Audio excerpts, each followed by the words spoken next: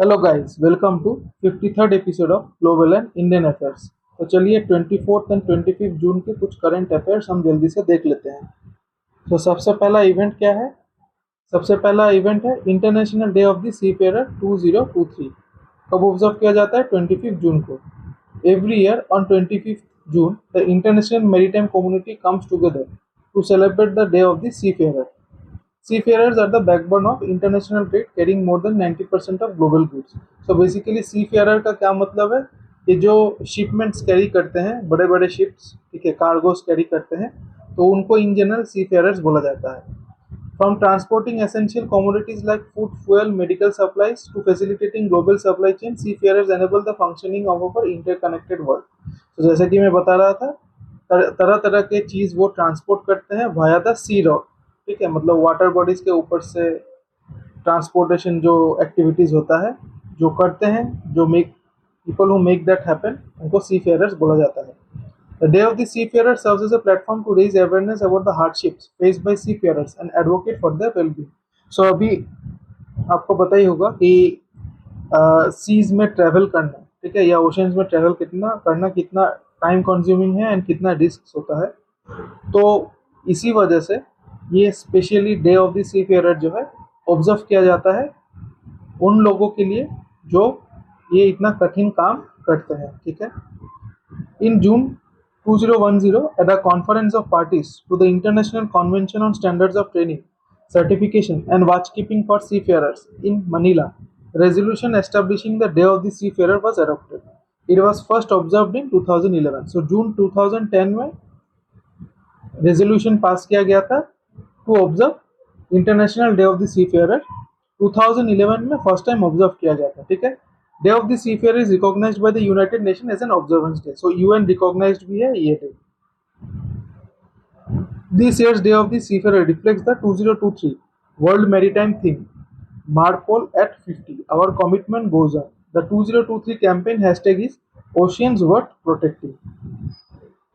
ठीक है, तो हमको क्या क्या ध्यान में रखना है? हमको ध्यान में रखना है international day of the seafarer observe किया जाता है 25 जून को। फर्स्ट कब हुआ था? 2011 को। कब पास किया गया था? जून 2010, ठीक है। इसने पास किया था conference of the parties to the international convention on standards of training, ठीक है। थीम बड़ा है, आई डोंट थिंक उतना इंपॉर्टेंट होगा, बट हाँ, हैशटैग एशियंस वर्थ प्रोटेक्टिंग, इसको थोड़ा सा ध्यान में रख लीजिएगा, ठीक है, आ सकता है। चलते हैं नेक्स्ट इवेंट पे। Prime minister Narendra Modi, who is on his visit to Egypt, paid his respects at the Heliopolis Memorial in the Heliopolis War Cemetery in Cairo, where the names of nearly 4,000 Indian soldiers who fought in World War I in Egypt and Palestine are commemorated. So Heliopolis या फिर port त्योफिक memorial कहाँ पे है? Egypt में, ठीक है, इसको थोड़ा सा ध्यान में रखिएगा। The Heliopolis Commonwealth War Grave Cemetery also commemorates 1,700 Commonwealth soldiers who died in World War II. Original Port Taufik Memorial, unveiled in 1926, stood proudly at the entrance to the Suez Canal. However, due to the Israeli-Egyptian War of 1967, the memorial was destroyed by retreating Egyptian soldiers. In its place, a new memorial was erected in the Heliopolis Commonwealth War Grave Cemetery in 1980, ensuring the names of the fallen Indian soldiers would never be forgotten. Port Taufik is now known as Port Suez. Anyway, हमको क्या ध्यान में रखना है? हिलियोपोलिस port Taufiq memorial कहाँ पे है? Egypt में, कायरो में, ठीक है। चलते हैं नेक्स्ट इवेंट पे।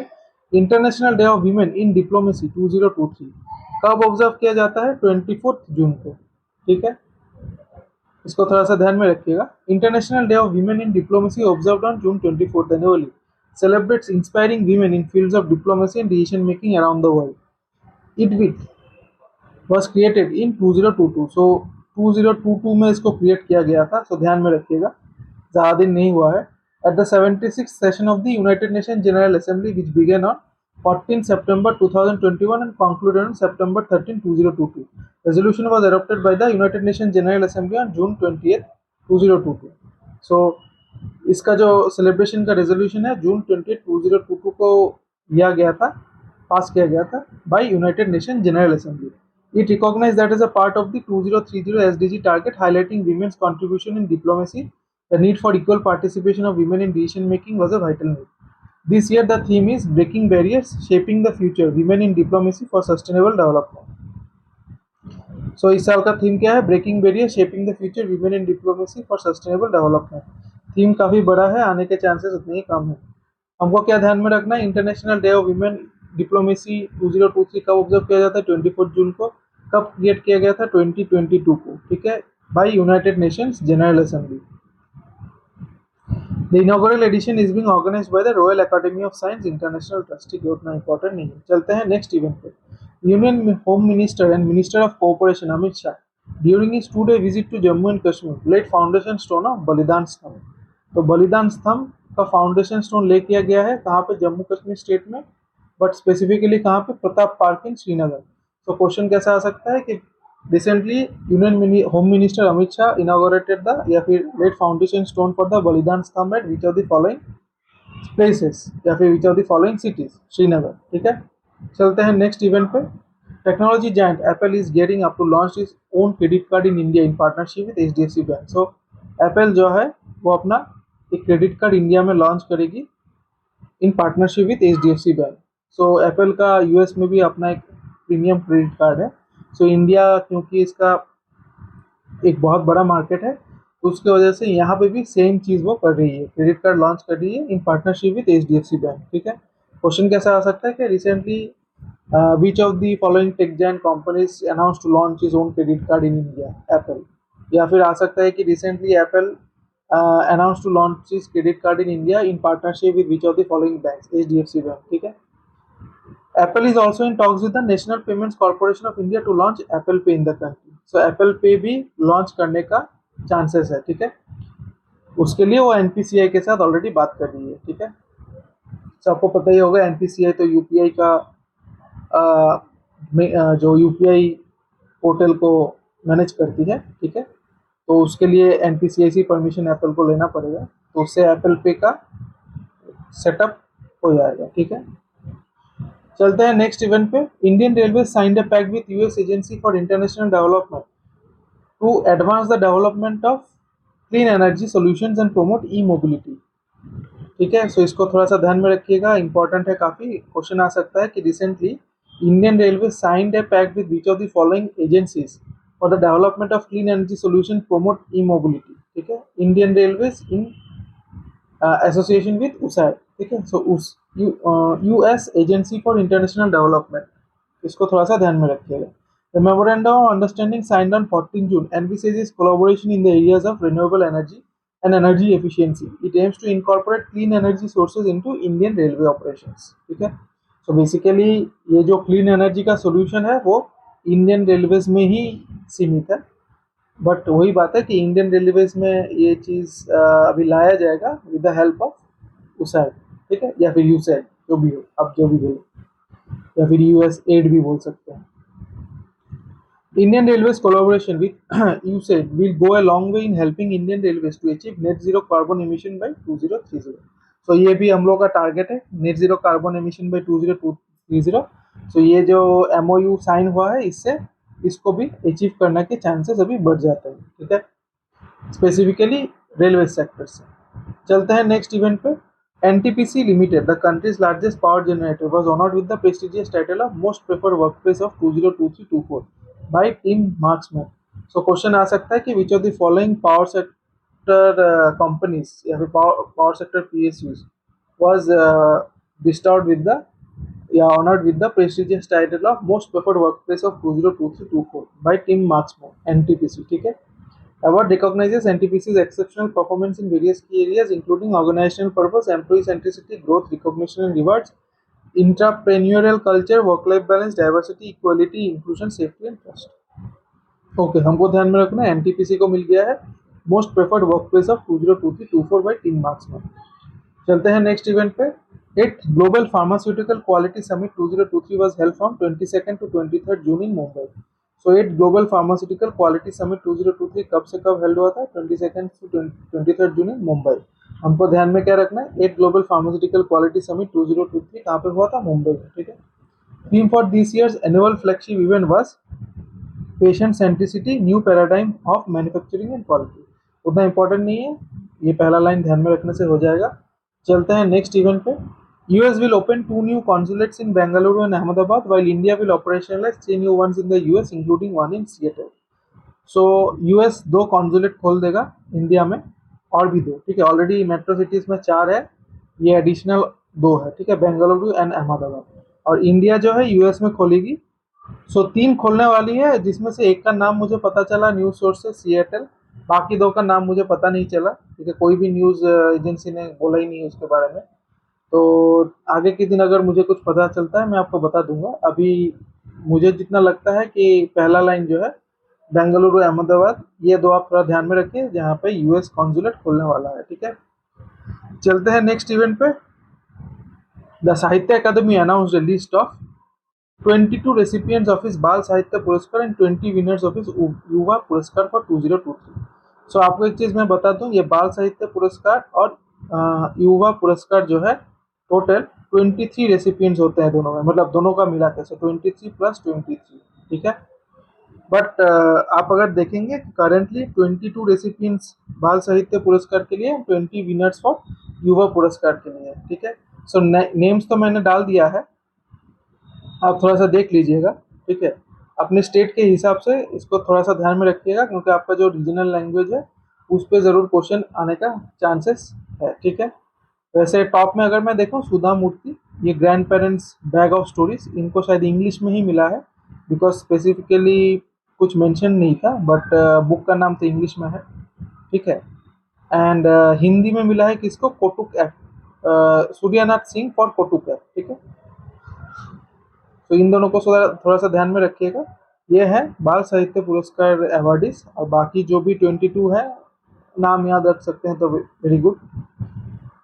Recipients of Yuva Puraskar Aniruddha Kanisetti, so lord of the Deccan southern India from Chalukyas to Chola, so इस किताब के ऑथर है। एंड अतुल कुमार राय को मिला है चांदीपुर का चंदा, हिंदी के लिए, ठीक है। ओके, एंड तमिल का भी मैंने यहाँ पे डाला हुआ है।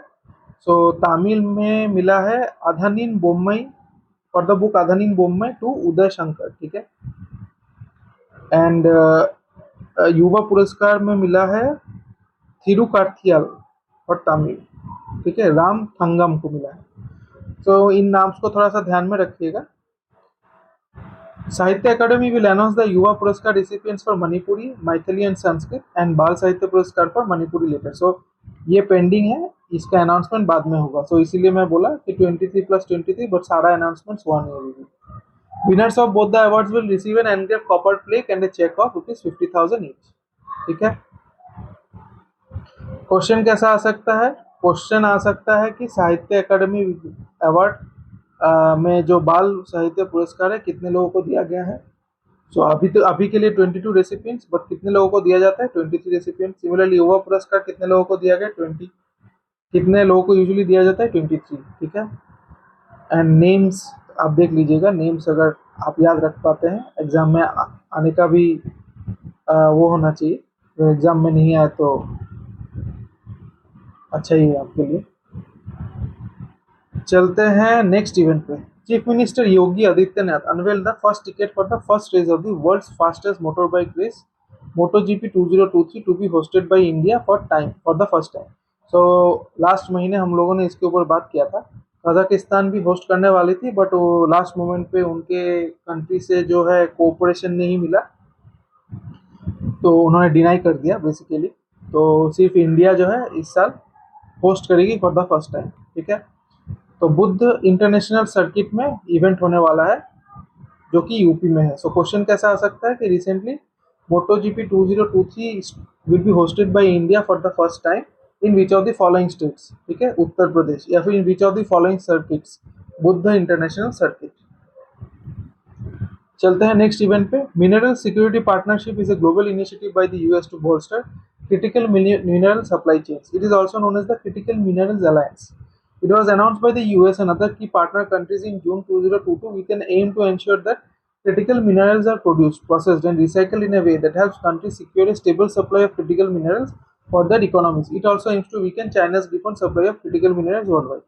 So, मिनरल सिक्योरिटी पार्टनरशिप का मेन उद्देश्य क्या है कि जितने भी मिनरल्स वर्ल्ड वाइड मिलते हैं उनका एक प्रॉपर सप्लाई, ठीक है, उनका proper supply without any disruption. So China जो है आपको पता ही है, क्रिटिकल मिनरल्स में उनका जो सप्लाई चेन है काफ़ी बेटर है, एंड वो कभी भी चाहे तो उसको कंट्रोल कर सकती है, ठीक है।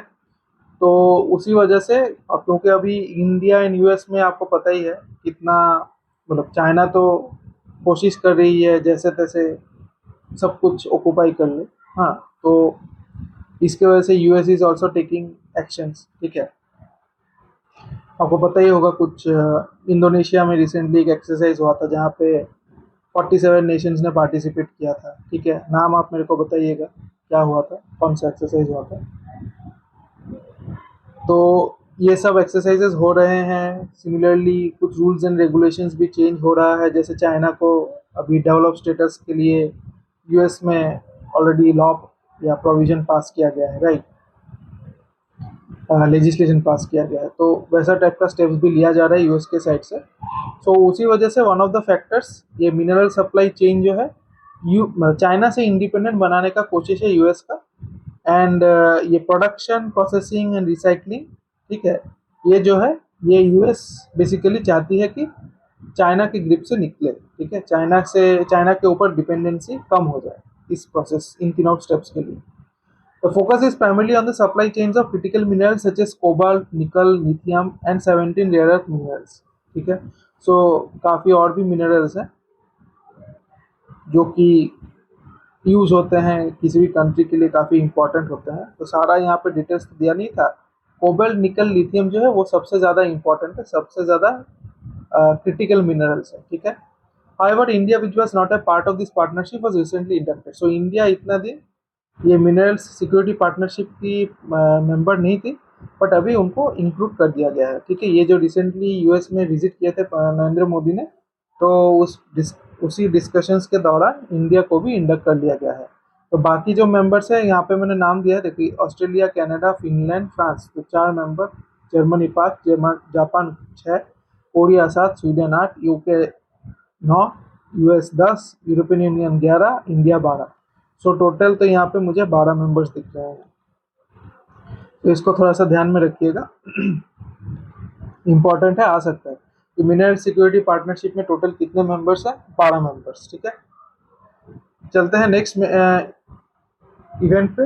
लार्सन एंड टर्बो and Defence Research and Development Organisation have tied up to build an indigenous air independent propulsion system for the submarines of the Indian Navy. This collaboration involves the development of 2 AIP system modules for the Kalvari class submarine. So air independent propulsion system LNT and DRDO बना रही है, ठीक है, submarines के लिए, specifically Kalvari class submarines of the Indian navy. So इसको थोड़ा सा ध्यान में रखिए, क्वेश्चन आ सकता है कि recently LNT and DRDO tied up to build the air independent propulsion system for which of the following class of submarines of the Indian Navy? Kalvari class, ठीक है। These modules will consist of fuel cell based energy modules.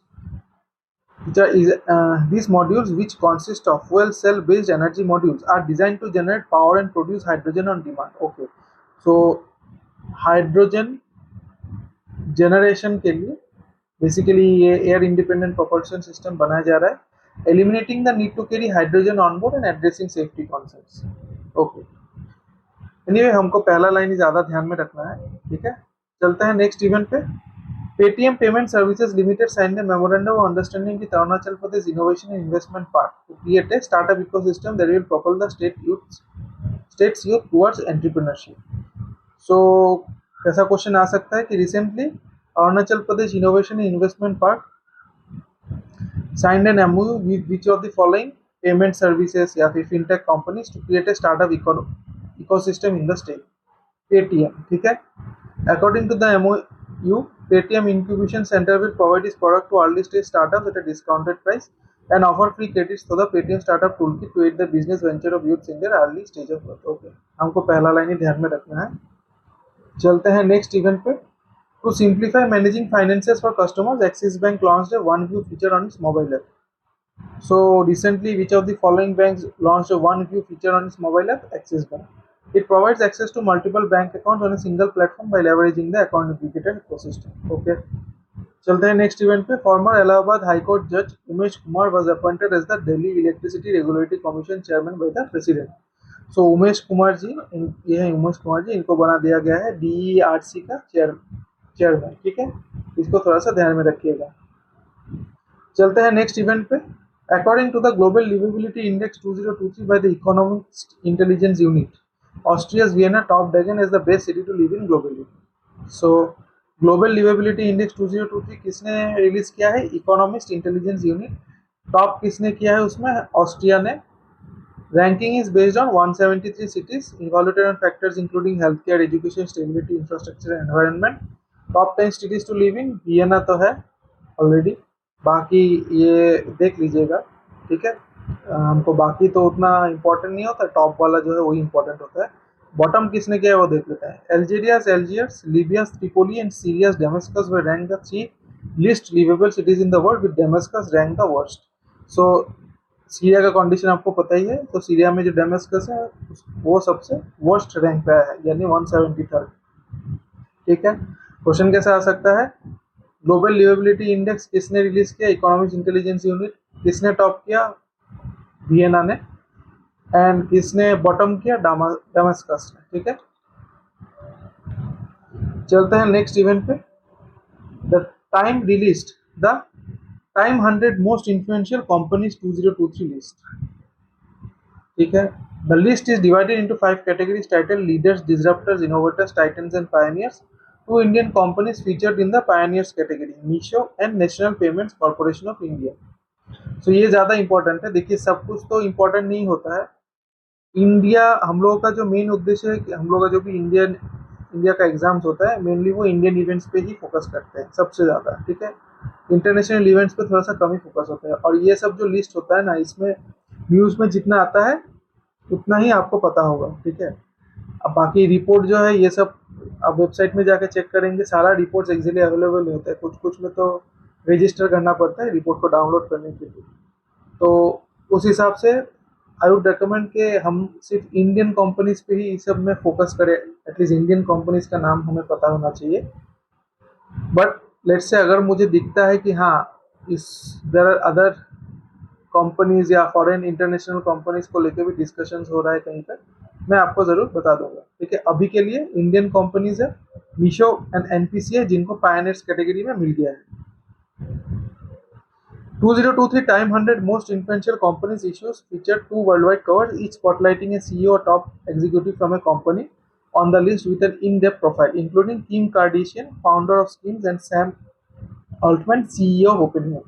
So इन ये दो जो है, इनको time 100 magazine का जो cover है, ठीक है, उसमें इनको शो किया गया है। ठीक है, सो इसको थोड़ा सा ध्यान में रखिएगा, ये दो नाम, Kim Kardashian founder of Skims है, Sam Altman CEO of OpenAI.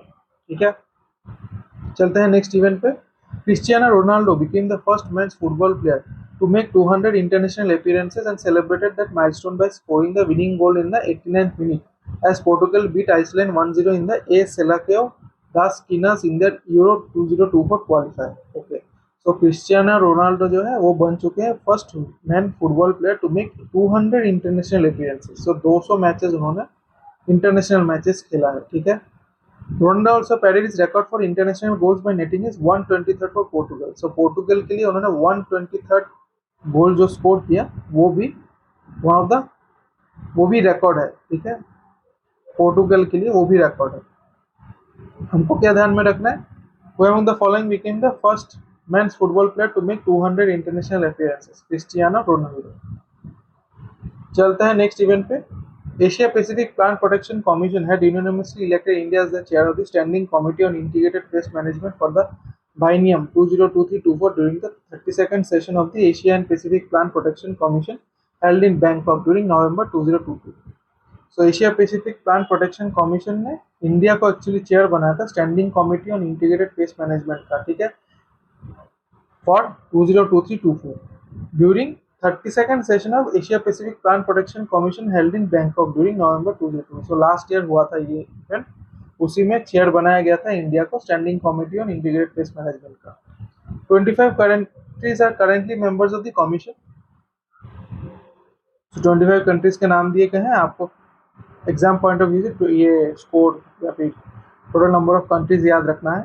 Plant protection agreement for the Asia and Pacific region, formally the plant protection agreement for south east Asia and Pacific region, was approved by the 23rd session of FAO Council in November 1955 and entered into force on 2nd July 1956। Okay, हमको क्या क्या ध्यान में रखना है? Asia Asia Pacific plant protection commission का कितने members हैं? मेंबर कंट्रीज है 25। कब एस्टेब्लिश हुआ था? 2 जुलाई 1956। Standing committee on integrated pest management के चेयर कौन है? कौन सा कंट्री है? इंडिया। ठीक है। And 32nd session of the Asia Pacific plant protection commission कब हेल्ड हुआ था? बैंकॉक में।